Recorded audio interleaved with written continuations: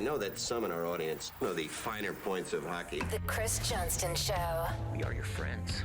The biggest stories, bringing you inside the game. What did you hear? The Chris Johnston Show. What is going on? Here's Chris with your host, Julian McKenzie. Part of the game. CJ, I know there's the SDP curse that happens on the SDV podcast where they'll record stuff and they'll completely miss out on some of the bigger stories that might come out in the day. It happens. I find what's happened to us a little bit on our show is that we'll record and pretty much as we're recording, stuff is developing. And I think this applies to what's going on with the IIHF with regards to Russia. We all are trying to get ourselves up to date with regards to what's been going on with Russia looking to invade Ukraine. And of course, I know last week in our stick taps with Isabel Kashurdian, we obviously just making sure she's okay. And obviously all the journalism that's going on out there and keeping tracks of that. Of course, we have to look at it from the lens of the hockey world. It is entirely possible that by the time this podcast is out and you're listening to it, the IIHF may very well have brought down sanctions on Russia and on Belarus as well. I saw earlier, just before we started recording, an NHL managing editor from Finland, Ville Lampinen, put out some potential sanctions that we might hear. CJ, of course, you can add on to those and say what you might have heard as well, but it's possible that Russia might not host the 2023 World Junior Championship, with which Wayne Gretzky, which we'll get to later, was saying that shouldn't be an option. Actually, sorry, he said something else that I'll get to later. But Russia might not host the 2023 World Junior Championship, the 2023 World Championship. Possible Russia and Belarus might not play in this year's coming World Championship. Austria could come in and replace Russia, and France might come in to replace Belarus, and no games at Hartwell Arena in Finland. A lot to get to. This is a pretty packed segment. CJ, let's try to make some sense of this. What are you hearing? What do you know about the situation right now? Is what I'm saying a little bit more or less what we could expect? Is there anything else we could expect? Well, let's start with the two big events in 2023. Those were no-brainers. Like, there was no universe you were sending the best teenage hockey players to Russia in 10 months from now to stage the 2023 World Junior Tournament. Similarly, the Men's World Championship is the marquee event that IIHF puts on.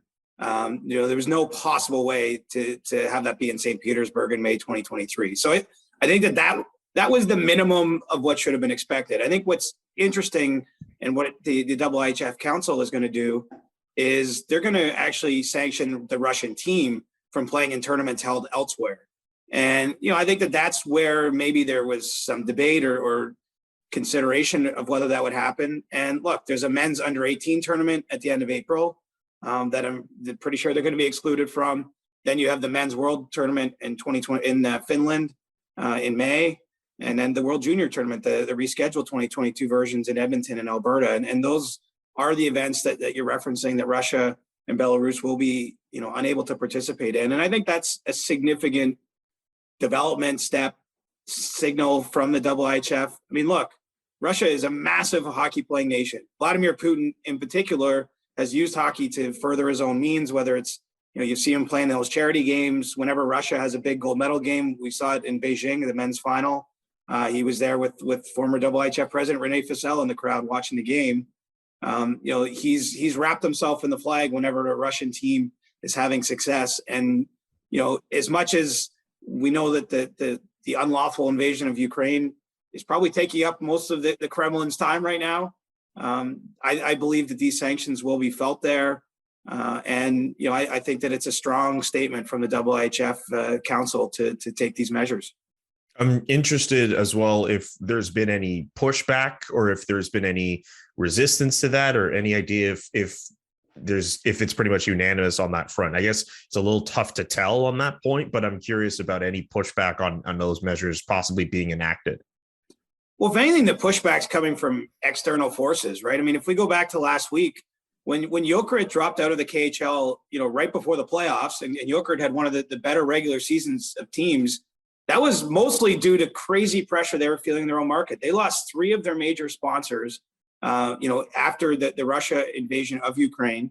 And literally one of those sponsors provides all the game day staff for the arena. Like, they had no one to work in the arena. And so they ended up folding their season. That's actually tied to what you referenced there. Hartwall Arena. Hartwall is a sponsor. It's a brewery. Hartwall has dropped sponsorship, so that arena won't be known as Hartwall Arena anymore. That arena has Russian ownership interest. 48% of the arena is owned by Russians, and that's why it's no longer the secondary arena, even for the World Championship. And so I think it's that external pressure that's actually driven a lot of what's happened here. As much as it's a strong statement from the IIHF, here we are 4 or 5 days later. We've seen, soccer federations take a stance, F1 drivers take stances. It took the international hockey community, a little extra time, maybe than we've seen with some of the other sports to say that Russia can't participate. And I really believe what's happened in that amount of time is, they were left with no choice. The Swiss Federation, the Latvian Hockey Federation came out and said that they wanted to see this happen. I mean, basically, if the IIHF didn't take these measures, you get the sense a lot of the federations would have taken matters into their own hands and said, look, we're not going to participate in events if Russia is allowed to come there. And so, it's been an interesting few days, I guess, on the sporting front in terms of figuring this out. It's still early to say what happens next. I mean, this is no small thing. I mean, Russia goes to the Men's World Championship. They're talked as one of the teams that could win it. And how long these sanctions last, I'm sure will be tied to, what happens with the situation with Ukraine. But, I think that this is probably as strong a statement as you could have hoped for from the IIHF. And the fact that we're at a point where we're seeing all these reactions, not just around the international community, but we're at a point where Wayne Gretzky used his platform and said something and commented on this and said, hey, the Russians shouldn't be playing in the upcoming World Junior Championship in Edmonton. I know there are other reactions. We will address Ovechkin's comments and Dominik Hasek as well. But what was your thinking when you heard that Wayne Gretzky stepped up and went on the TNT panel and said something and commented on this particular situation?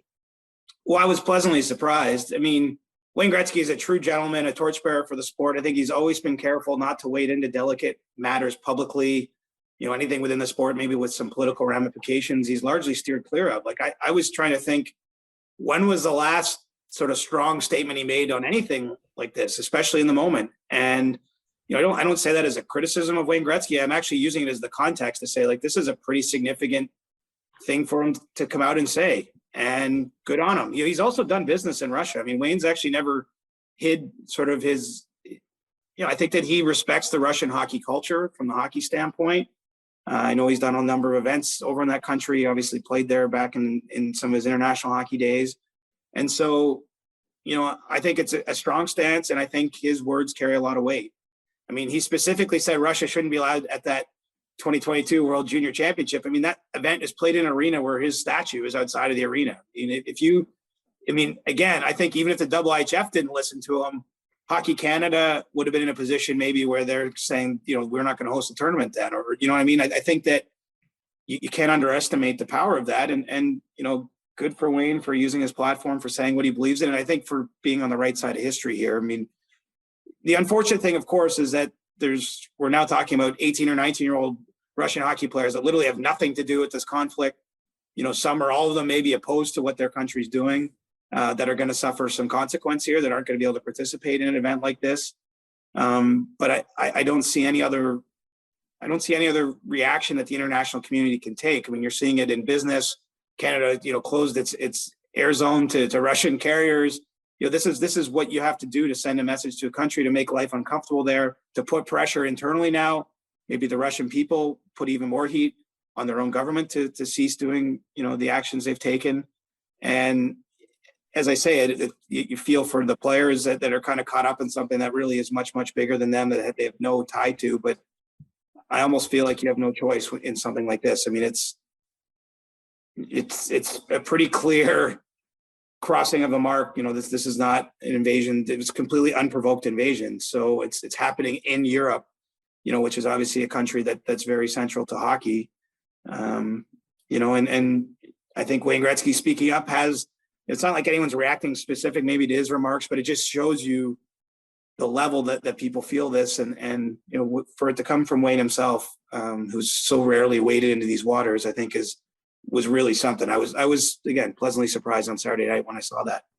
Okay, this ties into my next question, which we'll also dip into some other reactions from other members of the hockey world. And Dominik Hasek's comments kind of resonate in my head right now. He put out a little Twitter thread just commenting on Alexander Ovechkin's presser. And one statement that kind of stood out is him thinking that the NHL should just straight up suspend contracts from Russian players.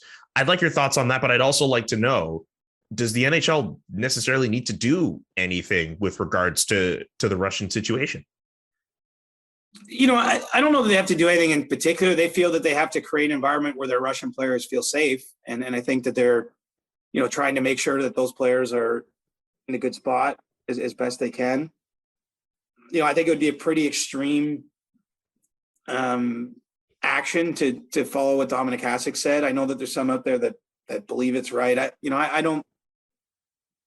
don't believe in that. I don't think that allowing Russians to be in your league is siding with Russia by any stretch. And again, we know Artemi Panarin, for example, one of the Russian players, one of the highest paid players in the league. If you suspend his contract, he's openly opposed his government.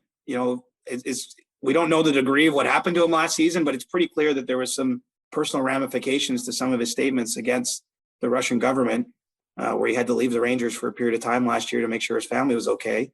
And so, I'm not sure that I agree with Hasek there, but look, that's his opinion. I think, if you're based in Europe too, this is a little bit more sensitive.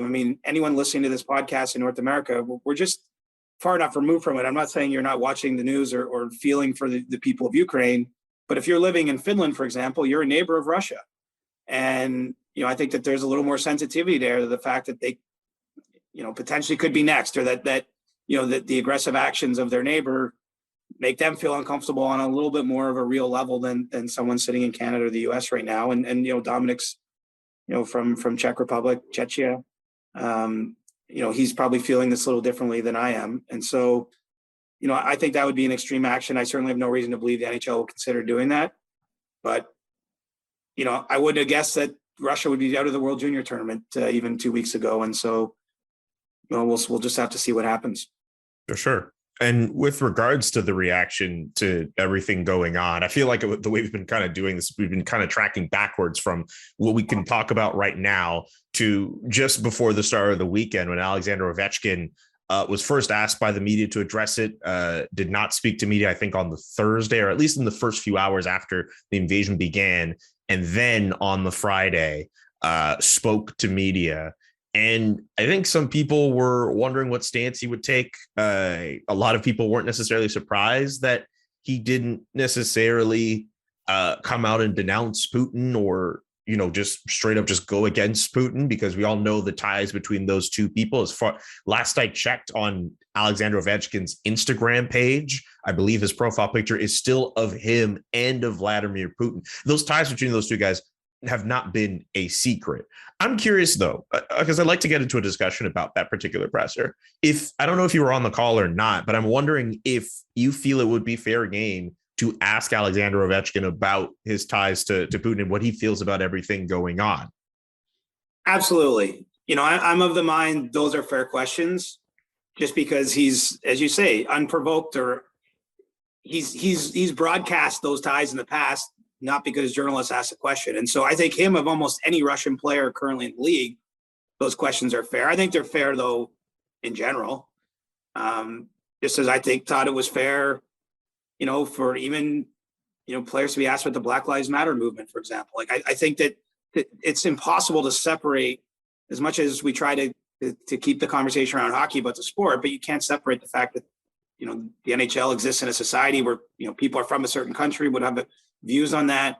I'm not actually as critical though of Alex Ovechkin not saying too much, because, what he did say is he's still got family in the country, which, look, it's not a completely democratic country. It's not a government. This is the actions that look more like a dictator rather than, a president in the traditional sense. And so I think we could all be sensitive to the fact that any of the Russian players that have families back home, that there's potential danger by saying too much publicly about those things. Sure, it would be nicer if everyone just came out and kind of called this what it is. I think you're certainly seeing that in enough other places, but I think it's a delicate situation for prominent Russians, of which Alex Ovechkin certainly is one of the more prominent Russians anywhere in the world in any field. And, it's never been totally clear to me. Look, he's got a relationship with Putin. Is it because he fully supports everything he does, or is there a strategic nature to that? I don't know. Obviously I follow Slava Malamud's Twitter account, and I've seen Slava make some appearances on Canadian media sources in the last week or so. Like, he's very outspoken about it, and he certainly, believes that Ovechkin, is doing it for the wrong reasons.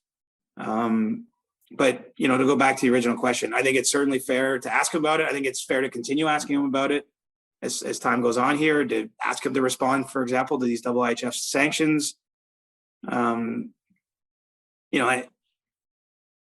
I think almost anything is fair game.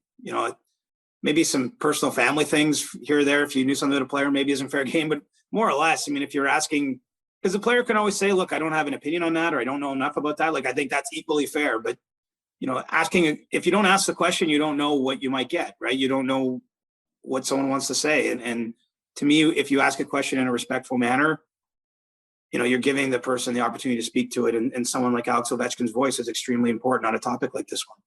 Absolutely. You could make the argument that in terms of the NHL's landscape and scope, he has the most important voice in all of this, as the most prominent Russian in the league right now. You can make that argument for sure. Yeah, my thinking with Ovechkin was just, I don't know what his ties are with Vladimir Putin, but just the fact that it takes so much bravery, or at least a lot of people have commented on the fact that it takes so much bravery to use your platform. Or I'm thinking of the tennis player from Russia who wrote on the camera lens, no more war. And people are commenting on how brave stuff like that is. Could you imagine if Alexander Ovechkin just straight up, I'm not saying that's necessarily what he's thinking, if that's what he really wants to think, but would you have imagined if Alexander Ovechkin stepped up in front of everyone and just dissed Putin and fully went against him? It's one thing to just say, please, no more war, but it's a whole other thing to just basically do like what Artemi Panarin did. And we don't even know if that's the case with Ovechkin, but like in that particular situation, I sympathize with him, because that is not an easy situation to go through, considering the political climate, considering the fact that you have family there. And I understand that there are some people who feel that even if Ovechkin said something, maybe his family might not be in danger, but that is a very, very delicate situation to just maneuver through. Well, look, no one knows exactly what's going to happen here, right? Over the weekend, there seems to be some insinuation from Putin about potential nuclear warfare.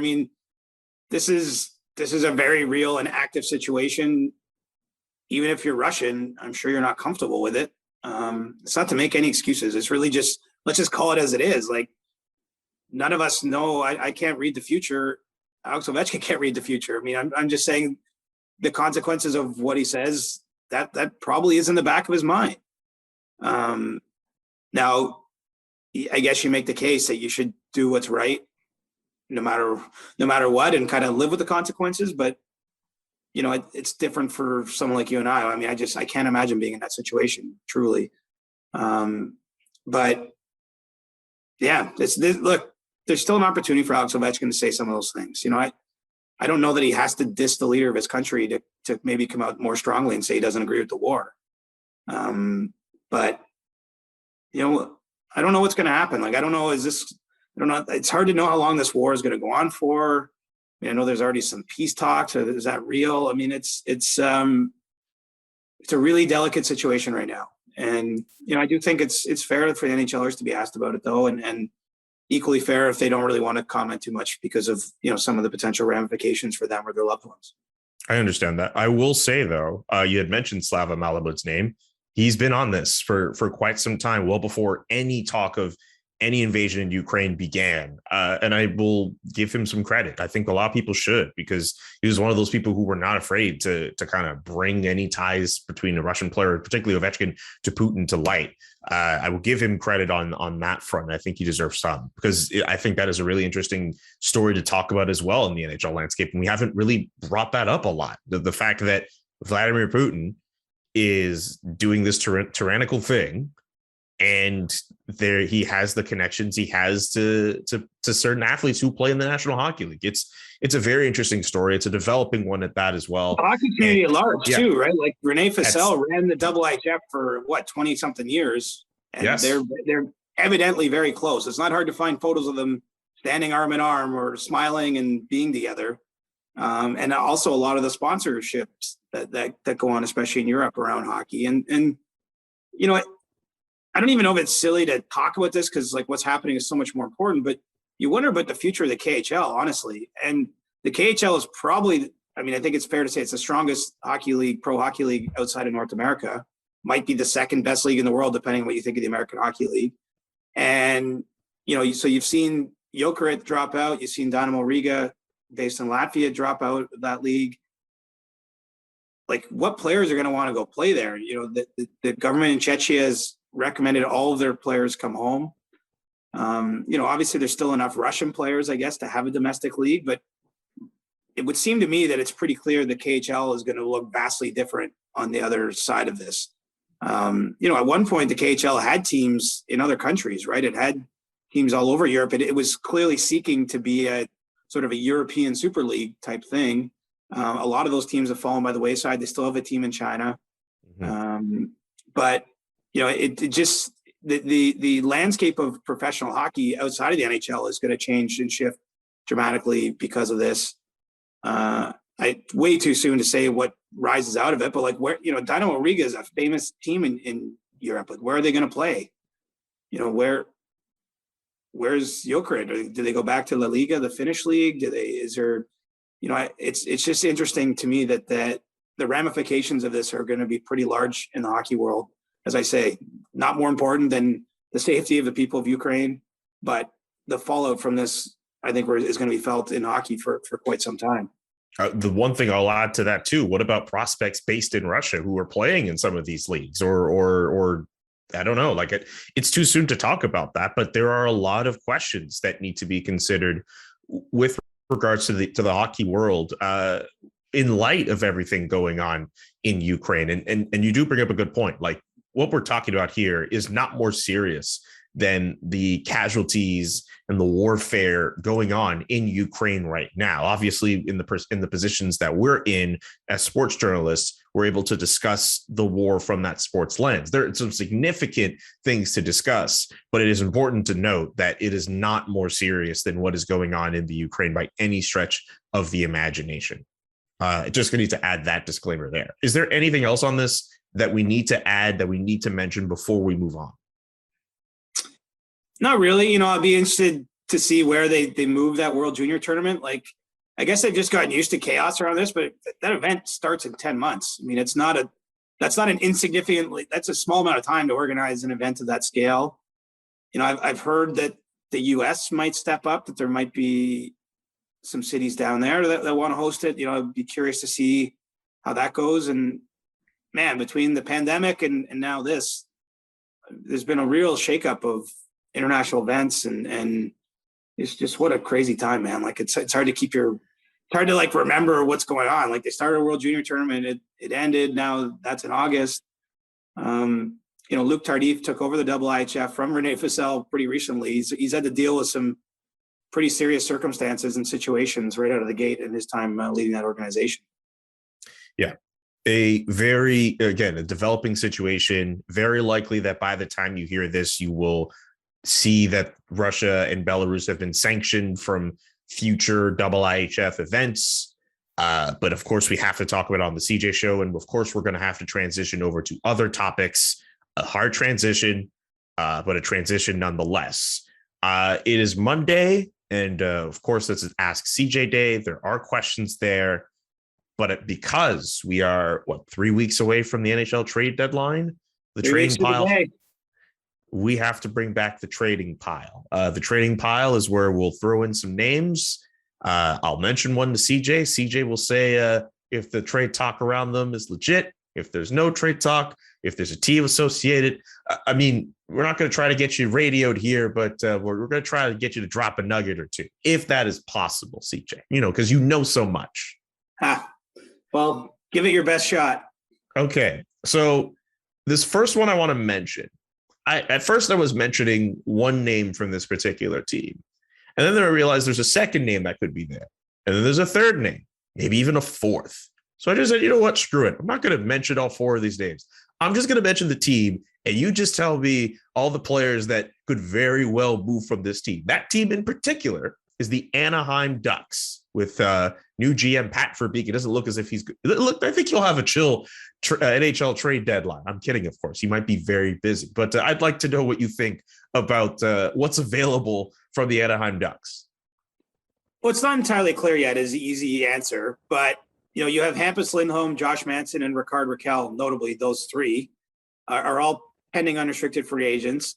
And it's Pat Verbeek's view that if they're not signed to extensions by the deadline, that they'll be made available. Now, I guess there's still a world where they might not be traded, but it's pretty clear that he'll at least gauge the market on those players if they're not going to stay.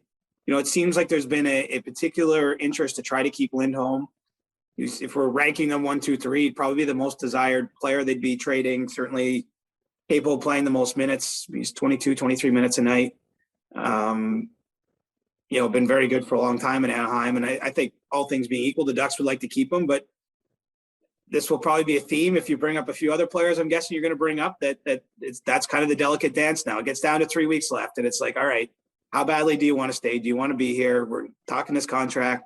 Do you want to test the market? Because if you want to test the market, you're probably moving once by March 21st and then potentially moving again in July in free agency. And so, that's where it's at. I think the fact, though, that there's a new front office there makes it, again, a little bit easier to do this. It's sort of like the same dynamic you're seeing in Montreal, where there's a little less maybe loyalty to some of the players. And it's more just you're looking at everyone as an asset in this case. And you're looking, if you're now running that team, how can we maximize our assets? And so I think it's likely, if we're gauging the situation, at least one of those guys will be traded.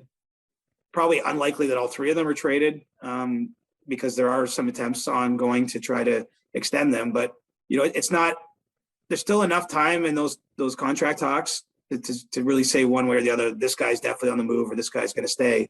But it's certainly they're for me the team to watch at the deadline, just because that's three pretty notable rental players that could be on the move or at least be staying longer term with the Ducks. What about some other names that may, I don't know. I actually don't know offhand where the Ducks are in the standings, but what if they want to get crazy and think, hey, Ryan Getzlaf deserves another chance at getting a title with a true contending team? What if John Gibson is fed up and saying, hey, I'm trying to give the best of myself here and I need to be on a legit team, and he gets thrown out there? What about some of those other names that they could be throwing? Well, look, with Ryan Getzlaf specifically, there was some interest in him at the deadline last year. Vegas and Montreal in particular showed at least a willingness to want to bring him on. At that time, he decided not to move on from Anaheim, ended up signing, another year on his contract. He's spent his whole career there.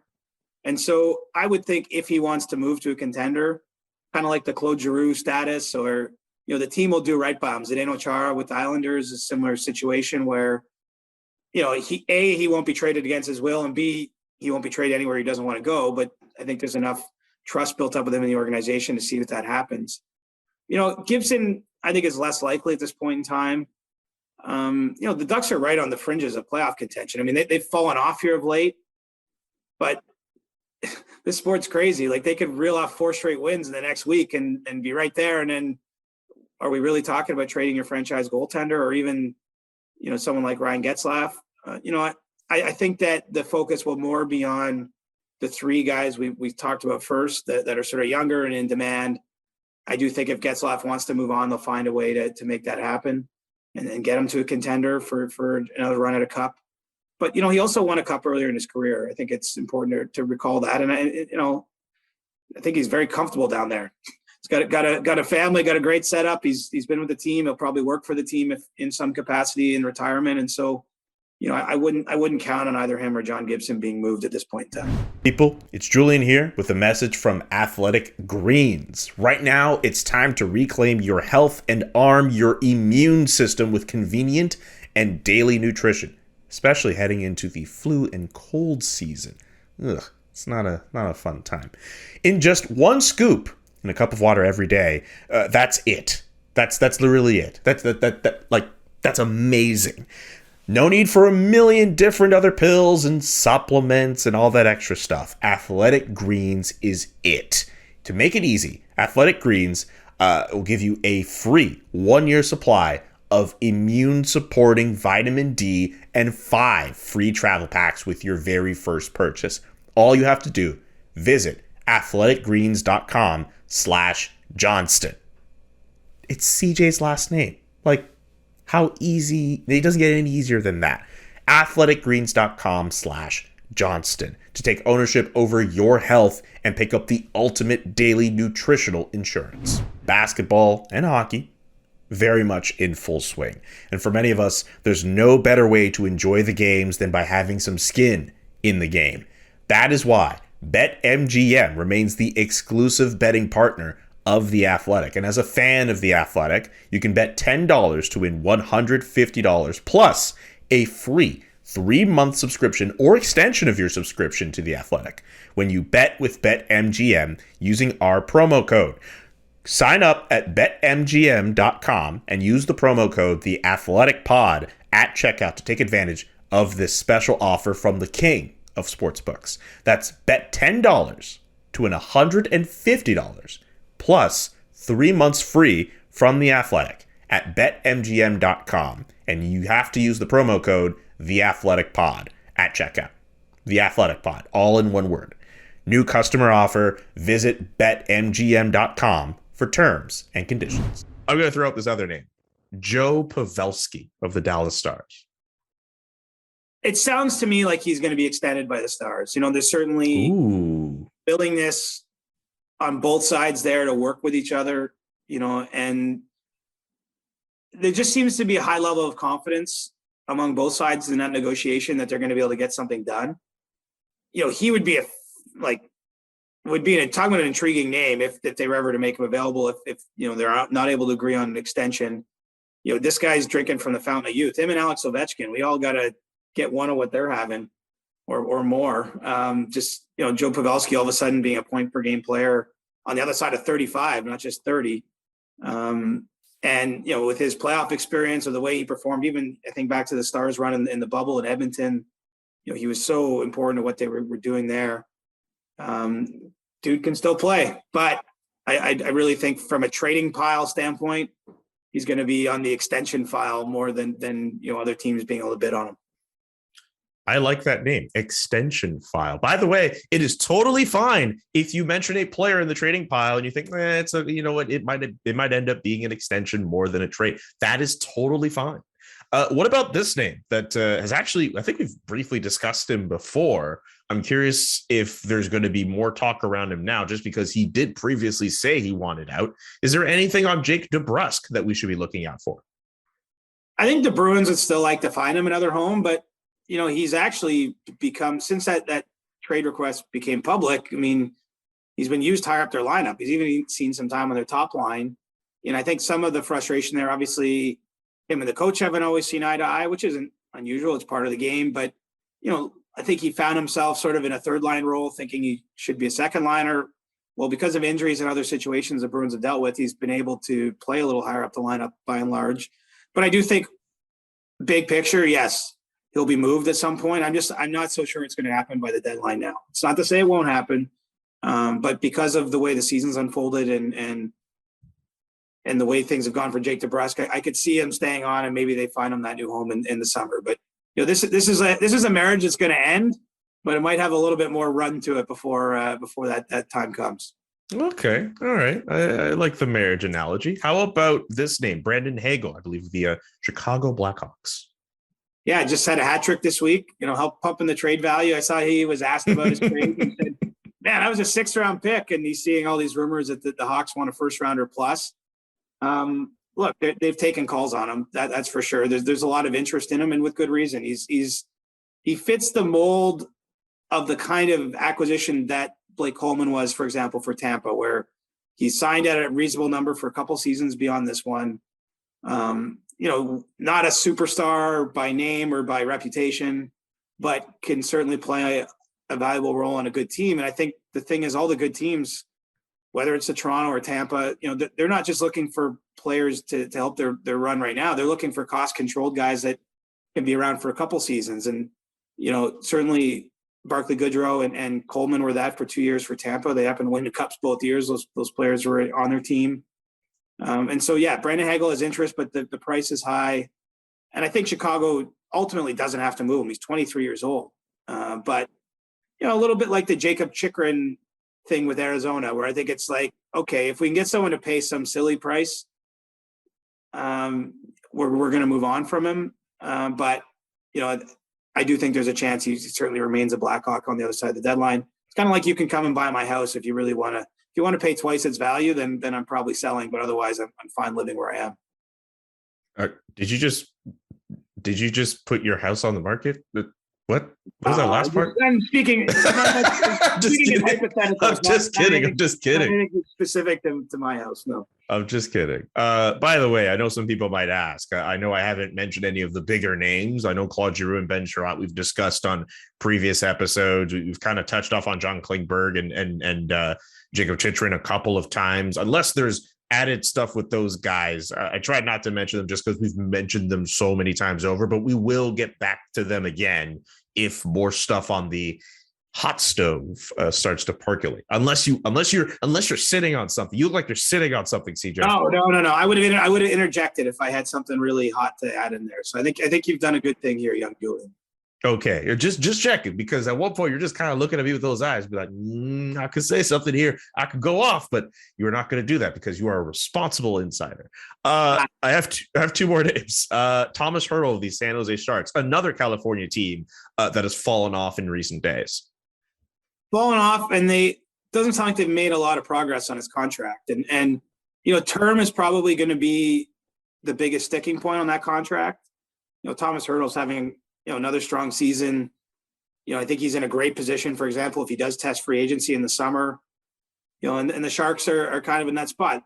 All things being equal, they definitely would like to keep him, but, I'm not sure that they've seen eye to eye on the contract. And so let's say that he's simmering, in the sense that it's not 100% that he's being dealt, but, the closer and closer you get without sort of a breakthrough in those contract talks, I think that the more likely it becomes that he's moved. And certainly teams looking for impactful help in their forward group, we'll be giving San Jose some love if in fact Hertl does hit the open market in terms of being a trade target, a trade bait.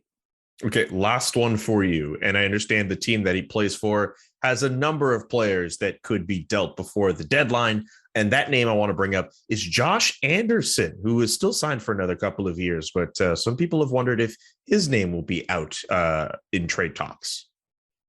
There's definitely interest in him, even though he's got that long contract that Montreal signed him to.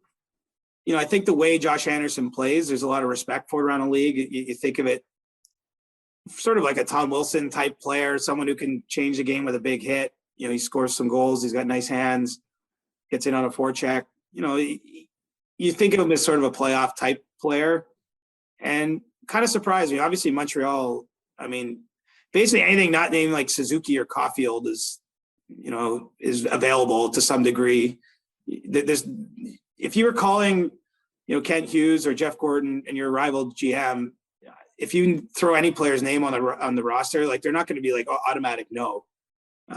So I don't know that it's likely he's traded. I think it's a big contract by this deadline, but I know there are teams out there that are keeping an eye on him, and could be more of an off-season move if the Canadiens are taking some kind of salary back. Look, Montreal, they got their fingers in every pie, right? They're trying to move Jeff Petrie. Obviously Ben Chiarot's sort of a clear guy they have to move. They have to get a good asset for him. And, maybe you see Josh Anderson move, but, I think it's more likely going to come down the road. And, I think maybe the takeaway here, though, is that there's teams that aren't scared off by that contract, which was a bit of a pleasant surprise to me. Which the Canadiens, by the way, they seem to be in a really interesting spot. They already offloaded Tyler Toffoli. Who knows who they're going to offload before the deadline beyond Ben Chiarot. And our boy Pierre LeBrun last week says that it looks as if maybe the Canadiens may use free agency to their advantage as they aggressively retool their organization for the future. Like that's not rebuild. Like, that's not what people expected. I think people are waiting for the Canadiens to say rebuild, but free agency, like, very briefly, like, what do you think about what the Canadiens might do, or at least what's been put out there by our friend and colleague and mentor in your case, Pierre LeBrun? Well, I think that everyone should remember, you can be smart in free agency. Like, not every free agent contract is like a terrible decision. Sometimes the stars of those days, like the guys who get the 7-year deal at big money, like that those become regrettable contracts. But I think a team like Montreal would be wise to look for value there. Just to pick a name, like the Leafs signed Michael Bunting last year, in the summer for 2 years at $950, I believe. And, he's got 18 goals as we're recording this podcast. If you were a rebuilding team and you found a Michael Bunting and he had that kind of season, you could then trade him for another asset. Like, it's a smart use of free agency. I think that's the kind of thing you'll see Montreal do. I've also wondered, and again, this is mostly just me pie in the skying it, but like, where's Nazem Kadri going to sign, right? Like, Nazem's had this fantastic season, and it's pretty clear, as much as he'd love to remain an Avalanche, that his market, like what he can get somewhere else, is just going to be, I think, significantly more than what the Avs could reasonably pay him, unless they trade one of their other big earners in the meantime. I think Montreal, I would put on a list of about 3 or 4 teams as like a possibility, just because he plays center. I actually grew up a Canadiens fan. Not to say that's why they're signing him, but I think there's a fit there from his end of things. He's from Ontario. It's sort of closer to home. And I just think it'd be spicy. The former Leafs draft pick joining the Canadiens would be interesting. Like, I could see them. I can at least see the circumstances where that would make some sense for them, for example. I wonder about Philadelphia for him too, although Philly's got a lot of moving balls. But, if Giroux ends up not coming back, if they trade him and he's gone, he might make sense for them. There's a few teams, but it makes sense. I mean, Montreal sounds like is going to clear up some cap space here, and you might as well allocate it somewhere else. And so, the Canadiens are never boring. You know this, Julian. You cover them on a daily basis, and it's been a pretty wild 18 months, and the next 6 months will be interesting too. Oh, absolutely. You mentioned Michael Bunting. It just so happens that someone asked about Michael Bunting in Ask CJ, which happens every Monday on the Chris Johnston Show. We take your questions that come up on Twitter or on Discord. We try to get to some of them near the end of the Monday show. I'll start with the Michael Bunting question from Smut Carlisle on Twitter. Would the Leafs entertain a Michael Bunting extension this summer? And if so, what would it look like? They definitely entertain it. I mean, you have to see if there's a fit there, but I almost have to think that Michael Bunting has to commit, and he has to commit to, again, another sort of team-friendly deal for them to sign that a year out. I mean, the Leafs are very conscious about not tying up future cap space in their players. For example, they have Jack Campbell right now playing out the final year of his deal. That looked kind of stupid in the first few months of the season when he was playing like, Ken Dryden reincarnated. Ken Dryden's still among us. I don't mean reincarnated, but channeling some historical kind of numbers for a few months of the season. And, now Jack Campbell's, been struggling the last 11 or 12 starts he's made. Maybe it looks like smart business by them. But the point is they didn't go out and extend him. They've only really done that with Morgan Riley. And I think Morgan's a very specific case where, he could be the captain of the team if John Tavares wasn't. He's been in the organization for a long time. So I think that, you make that phone call and you see if maybe there's a chance to get him cheap again. But if you're Michael Bunting and you're going to come off whatever his numbers are this season, probably smarter to play it through and see. And so, a little premature to say how that'll play out, because I know he loves, he's a local guy, and like, if there's one thing I see when I watch Michael Bunting, like, he looks like he's having fun.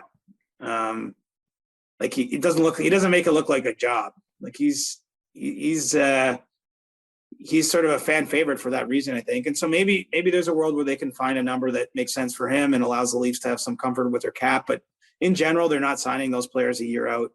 They're just letting it play through and then trying to see if there's something maybe in summer 2023 where they can find a way to keep them. Fan favorite for Michael Bunting might be an understatement for certain people, like our good buddy Tic Tac Tomar, who I'm convinced will eventually end up with a Michael Bunting bedspread on whatever bed he sleeps on in his place. Also, Jack Campbell is Ken Dryden reincarnated. What is this? Have we become a Leafs podcast all of a sudden? What is this comparison? Well, I didn't say he's Johnny Bauer reincarnated. You know, I was trying maybe you should have said that. I know that some of the commenters don't like that we've talked the Leafs lately, but we spent a ton of, I think if you added up all the minutes over 46 episodes, we spent more time talking about the Canadiens than the Leafs. That's what I said. With good reason.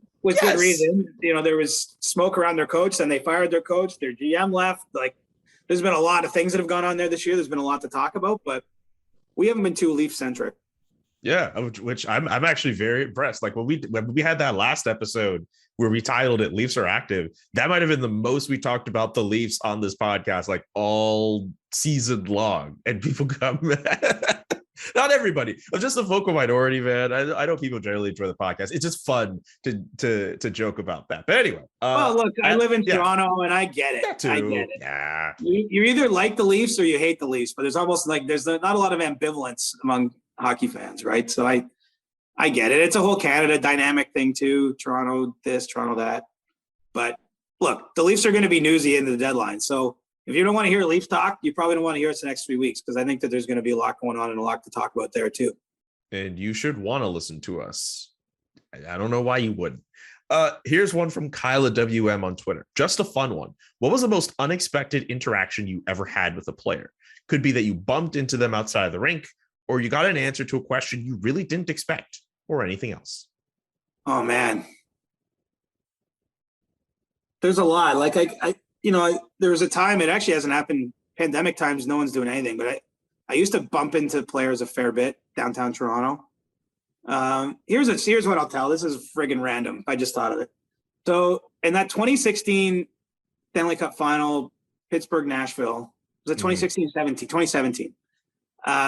Nashville, what a great place to go for a game. I think I can't say that enough. Like, they killed the Stadium Series on the weekend. Like, it's an awesome hockey city. But the Predators gave us all these like cool Predators t-shirts, but they weren't like I normally don't wear any gear associated with an NHL team. But anyway, so that was like June of that year. Gets into the summertime. You know, I'm getting a little lazy on the laundry. I'm down to like nothing to wear. So I just throw that t-shirt on. I'm just literally going out to do like a quick errand, go to my grocery store. And I get to the street, like a block and a half from my house. And who walks by me but PK Subban, who's on the Predators at that time. Predators. And I'm like the one friggin' time I wear this shirt, I bump into the guy on the street who plays for the team. And so that wasn't so much an interaction, but I was like, what the hell? But I mean, over the years, man, there's so much. Like, I can't remember if I told the Jaromir Jagr story on the podcast, but I don't know the story. Such a funny guy. I had so many funny interactions with Jagr over the years. Like, I used to go to the World Championships in my previous job, or 2 jobs ago at the Canadian Press. And so like I got to know him a bit over there, you know, at least by associating my face and that. And once I was walking through this area, it was St. Patrick's Day, and I was wearing a green tie. And it's like this area when you're going to the press box in Scotiabank Arena. But if you go before the game, like often there's players stretching there or doing like warm-up routines. And obviously you don't even make eye contact generally. Like, you're just trying to get through there as seamlessly as possible. And Jagr stops me and he's like, "Is it Irish Day?" Like, I just think of, like, I don't know, like just funny shit like that sticks out in my mind. You know, that's why I miss it. Like, I know I've talked about it a fair bit on the podcast, but like the interactions are actually some of the fun part. You know, once I wrote a story, what was the exact circumstances? So I was watching a Leafs practice. This is back in the day, and Connor Brown rings a shot off Frederik Andersen's mask. Yikes. In practice. And, you know, I'm watching practice, and you can see Freddie's body language, like that he's not, like he wasn't happy. You know, he had some head and neck issues at that time. So I was really just watching him and, you know, make sure he's okay. And he finished practice. And then I went into the dressing room after and made some comment to him. And, you know, he made it very clear he was unhappy that he took that shot from his teammate to the head. Anyway, didn't make any deal of it or anything, but just like put it in the back of the mind. The next day, it just so happens they're playing Vegas at home, and the Leafs win 1-0 on a Connor Brown goal and a Frederik Andersen shutout. And so I go up to each of them after the game, and, you know, Connor's like, "Yeah, I actually had to have lunch with them today to like clear the air and whatever." And I just sort of write the story about how kind of like brothers fighting, right? Like one day you can be at each other's throat, the next day you're helping a team win. And like the way for whatever reason, the way I wrote that or phrased it, I know Freddie didn't like it. And I was made to know that. It's fine. Look, I have a good relationship with Fred. Like this stuff happens day to day on every NHL beat, sort of like tensions of when you cover the team or what questions you ask. And then I remember being like in the dressing room in Columbus, like a couple days later, and Connor Brown, like just laughing. He's like, "Are you scared to go talk to Freddie now?" And like I guess the point is maybe of this, I don't have the greatest stories here. They're not like jaw droppers, but like there's a lot of fun and games that used to go on in that kind of interaction with the players. And so I could probably go on for an hour. If we had a beer and we were in a bar, I could probably tell you a few more off-color ones that I'm trying not to drop on the pod here, even though I know we can swear on this pod. But there's like a lot of funny shit that happens when you cover the NHL for a living. That's why I really hope selfishly it all gets back. Because I have to think on some level, especially the players that are like, look, at everyone's a little different, but some players are funny guys. Like I think that they like some of the interactions and the banter too. And so let's hope we get back there eventually here. One, always down for beer with you. Two, do you have time to hear a story of mine that literally happened to be over the weekend? Sure. Shoot. I was in Ottawa covering the Canadian Senators game for The Athletic, and I asked Canadians PR if I could talk to Chris Weidman for like a couple of minutes for this story I'm putting together. So he's in this like the visitors training room, and he's just doing these stretch. I don't know if you've ever had this happen to you before, but he's like doing these stretches and like contorting his body all over. And I'm thinking, okay, he'll like get up and like we'll just like face each other and answer questions. And I'm like, "Hey, how you doing?" And he's just stretching. He's like, "Yeah, doing okay." Well, that I'm like, "Hey, can I ask you some questions?" Like, "Yeah, sure." And he's just the entire time, just stretching the entire time. Like it's hard for me to kind of just show on YouTube here, but he's doing stuff like this, and he has like a resistance band he puts on his hat, and like he's trying to like bring his leg to his face. Like and he's like grunting every little bit. It was the weirdest 4 minutes I have ever experienced with an NHL player. So was he giving you decent answers? Like, was he paying attention? Yeah. He was giving decent answers, and like it was fine. It was just like, it's one thing to just be like, "Oh, I'm just going to stretch the entire time," and like then I'll get up and answer questions. A whole other thing when you manage to do an interview while trying to get a stretch off, and like at first I was like standing above him, and then I kind of like kneeled, and then like I got in like a folded legs stance, just like cross leg stance. There down like his trainer, man, and like helping him stretch it out. In hindsight, I wish I would have just like played you know what? A version of me like 5 years ago, which like would have been a little less mature than I am now, would have just copied every move that he was doing and just like be like, "Hey, you want to just like stretch the entire time and just like talk about that?" Hey, I wish I would have done that in hindsight. Dude was multitasking. Oh man, but it was very like I didn't feel like uncomfortable. It was just kind of like, okay. Well, it's socially weird. It's socially unusual, right? It was extremely socially unusual, but that was it was one of the first in-person interactions I've had with an NHL player in about 2 years. So I'm not gonna take that for granted.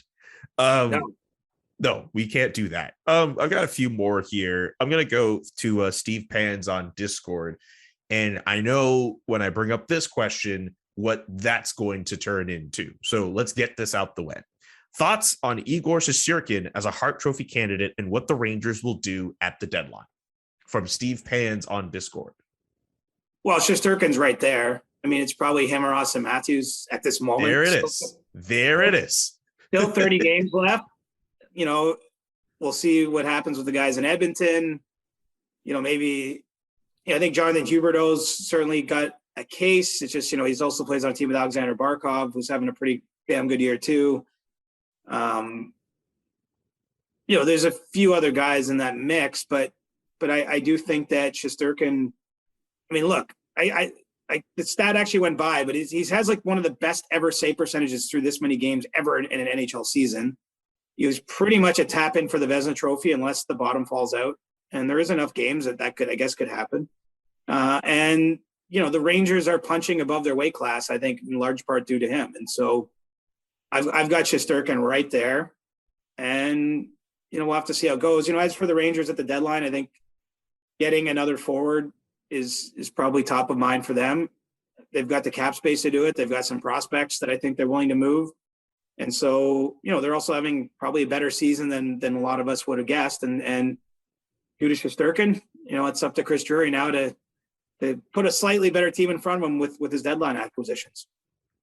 Get to another one here from Bootmaster Ben on Discord. What do you think Ville Husso's new deal looks like in the offseason? As a Blues fan, I hope he can re-sign a 2-year deal similar to what Alex Nedeljkovic, he actually wrote Needles here, got in Detroit, but I'm not sure what the chances are. More likely, I think that he goes to free agency. Jordan Binnington signed long-term there, and I know Ville Husso's now getting some of Binnington starts, but, he's having a great season, second in the league in save percentage as we record this, while he's, it's a free agent year. And whether you look around at teams like Edmonton, there's a number of teams that are going to need a goaltender, as there is every offseason. This is his chance to make some money. And look, Cal Peterson got a $5 million annual deal from LA, I think with 70-odd games on his resume when he signed it. I think Husso can make a case for something similar in free agency. And so, I'm not sure the Blues could go to that number given what they already have tied up in Binnington, but on the open market, someone's going to pay for him. One final question from Jonah Fleischer on Twitter. Vegas has 5 top 4 defensemen under contract for next year, in addition to pending restricted free agent Nick Hague. Are there any indications of Zach Whitecloud and Hague wanting larger roles for next season? And if so, who would the Golden Knights be most likely to move between anyone on their defense, or I guess between those two? No indications just yet, but it's a smart question. I think that certainly Vegas is going to have to make some moves in the offseason. We've seen them do that most of the last few years to trim salary, but they're doing the LTI dance right now to get Jack Eichel in the lineup. Riley Smith is pending unrestricted free agent. There's going to be some turnover there, and maybe it's one of the veteran defensemen that get traded. You're asking about the younger guys. I think the way these things usually go is eventually you clear out a room for them to have, more minutes, more opportunity, and obviously more money by trading a veteran player. But, none of that is happening by the deadline. I think that they're just trying to stay cap compliant and have the best possible chance at winning a Stanley Cup this year, and then assess it in the offseason. But, Vegas, I see as a team, going to have to make some cash cutting type of trades and potentially let guys walk away for nothing that they like just because of the cap. Minnesota's in a similar circumstance where they're going to have difficulty keeping everyone next season. It should be a busy offseason. Last year was a busy summer. For those that forget, there's a lot of trades around the draft in July. And I think we'll see something similar just because this flat cap is just makes life difficult if you have too many good players. And that's what Vegas has right now. Say it with me. Luxury tax. I'm on board. It's a pipe dream as long as the current NHL leadership's in position of power, though. That is very true. That's going to do it for Ask CJ, and that's going to do it for this Monday edition of the Chris Johnston Show. Big Money CJ, as always, killing it. I think we killed it today. We went through some tough stuff at the beginning, and then in the end, some great trade talk. And of course, great questions sent by you watching this or listening to this at home for Ask CJ. CJ, any final thoughts before we wrap this baby up? No, appreciate you listeners and viewers, though. Thanks for sending in the questions. You make me chuckle every Saturday or Sunday when I put the call out and see some of the goofy ones, obviously some serious ones too. But appreciate y'all. We appreciate y'all for show. Subscribe to the podcast wherever you listen to podcasts. Subscribe to the SDPN YouTube channel. Subscribe to the SDPN Discord server. You go on sdpn.ca and sign up from there. Hey, maybe one of us could drop in and surprise you. Discord's a pretty fun place to do that. It's Monday, so it's at least a double podcast day. I'm not sure if there's any other surprises that Adam or Steve will pop up. You never seem to know with those two, or Jesse. Did you see Jesse beardless? That itself is a surprise to me, at least. Well, and Adam's been on vacation, so I wouldn't expect any surprises. I think he's been putting his feet up for the last week. Okay, so we'll see about that. But it is a double podcast day, so be sure to check out the other podcast on this network that drops on a Monday. And with that, ask for CJ, I'm Julian, saying so long and peace. We'll be back Thursday with a brand spanking new episode of The Chris Johnston Show. The Chris Johnston Show. Inside the Game, twice a week. Follow Chris on Twitter @ReporterChris. And follow Julian McKenzie @JK McKenzie.